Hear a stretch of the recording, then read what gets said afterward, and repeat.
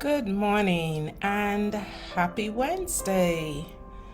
It is your boomer doc, Audrey Melanie, aka Aud-Mel, and today, as we continue to pursue our journey towards breaking the mold, there are many molds that we exist in our life. And today, I think one of the primary molds that we are encapsulated in is that of our identity.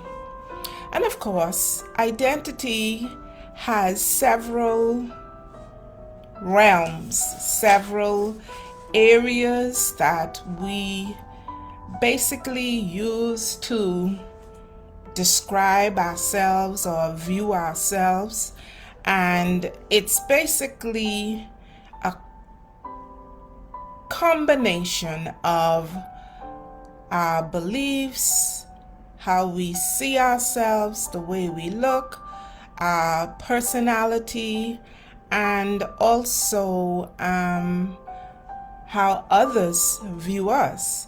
And oftentimes we have issues because we're not comfortable with ourselves. We are not seeing ourselves as fitting into the box or the mold that society has painted. And I just want to talk to you on a personal level today and engage you, my viewers, in thinking about how do you identify yourself? What are the parameters? What are the factors against which you examine yourself? Are they from within, or are they markers, standards, expectations that have been passed on to you that constantly bombard you from day to day, moment by moment, each step of your journey? How do you see yourself?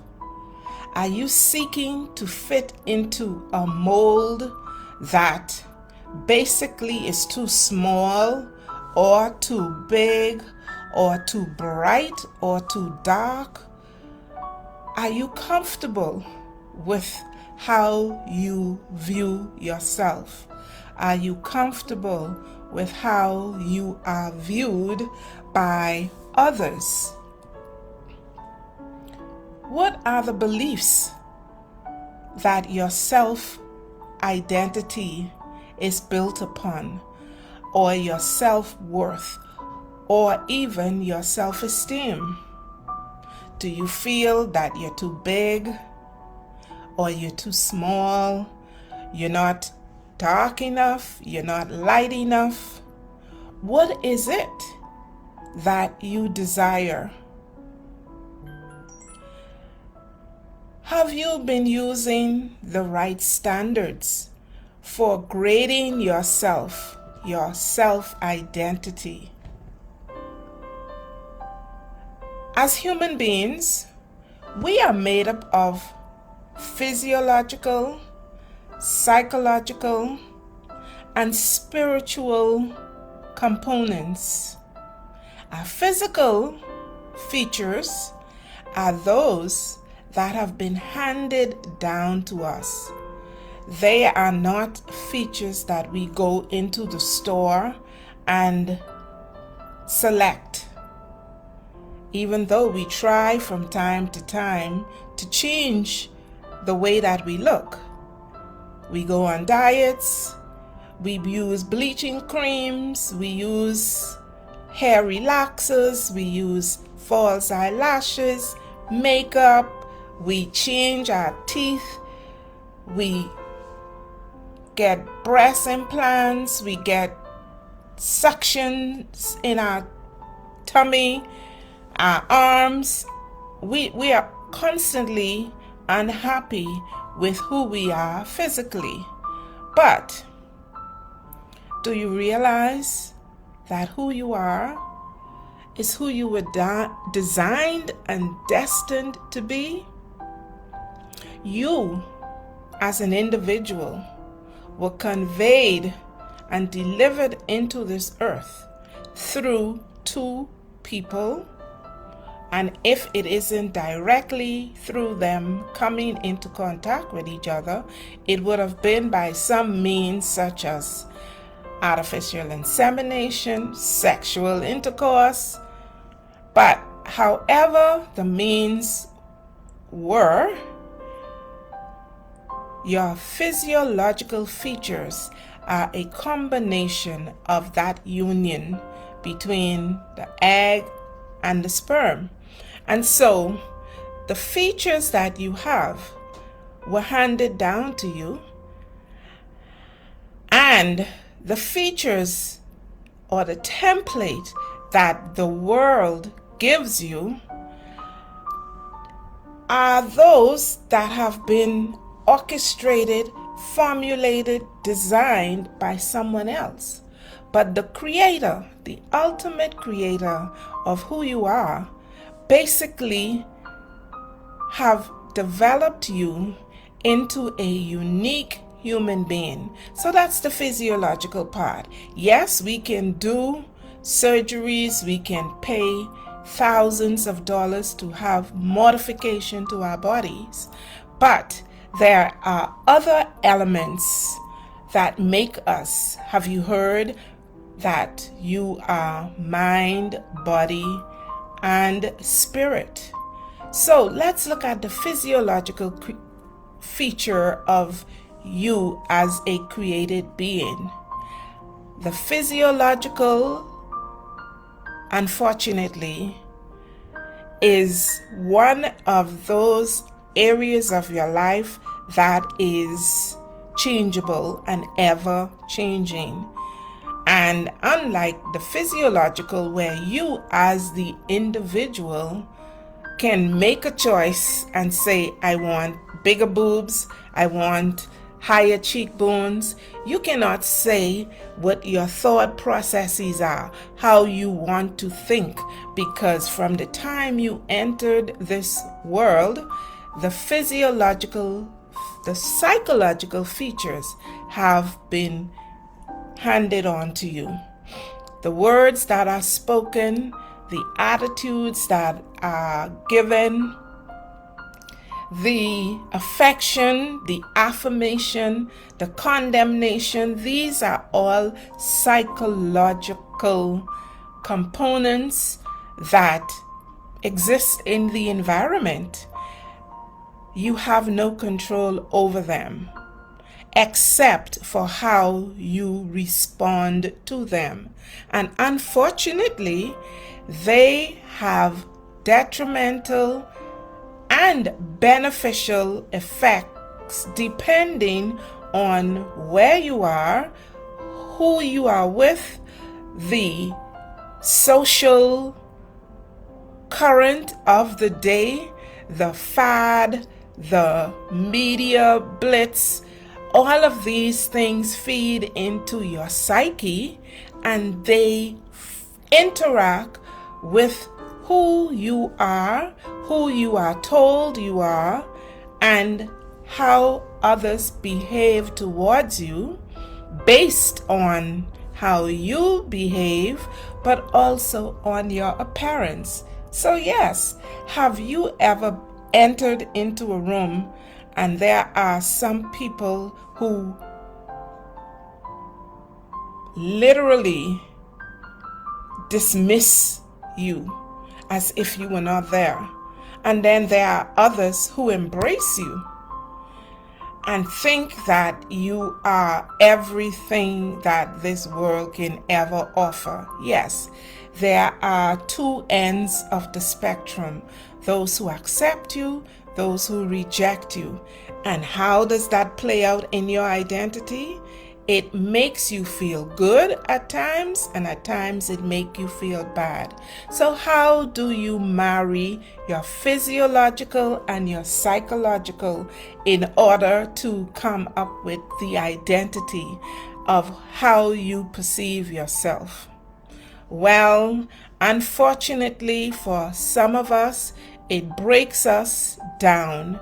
It makes us feel terrible about ourselves. And then there are some of us who deliberately set out to break others down in order to make us feel good about ourselves. So how do we establish a balance? We must begin to explore all the things that have happened to you in your lifetime. There are books, there are videos, there are forums, there are training programs, all geared towards understanding who we are as individuals, how we interact with ourselves and with others, and how we view ourselves.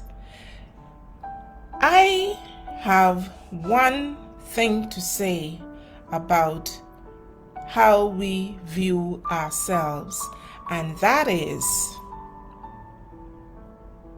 you are perfect as you are. You are unique, you are different, you are set aside. You bring to the world something that no other human being on this earth can bring. So, the exterior that we have, our body, whether it is large, extra large, medium, small, or extra small, it's only a vessel. Our character, our behavior, our thought processes, these are who we truly are.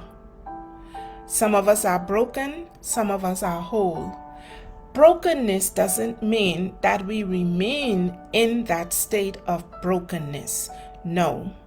We must break the mold in which we exist. And we must begin to believe in ourselves. We must begin to embrace our unique features. Yes, I am dark. I am full-figured. I am heavy-busted.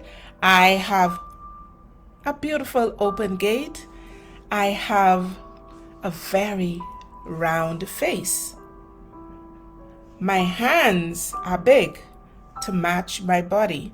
My bony structure is also very big because I come from a heritage of heavy bone, big structured black individuals.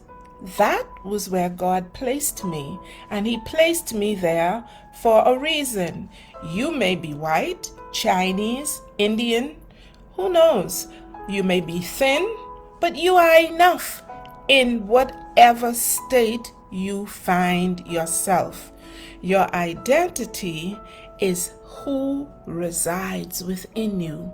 This is only a shell.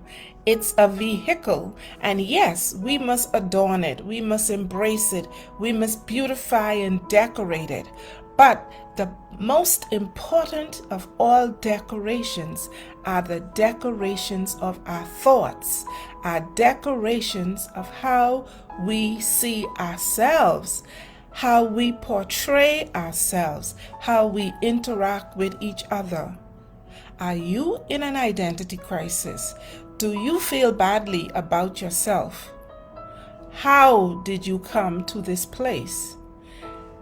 It is not the place that you belong. You must break the mold. Oftentimes, it is difficult for us to discover, how do I break this self-sabotaging attitude, this low self-esteem? It does not come easy. There is no textbook formula, but there are people who are able to guide you through the process. If you feel good about yourself, 2 thumbs up for you. Yes, 2 thumbs up.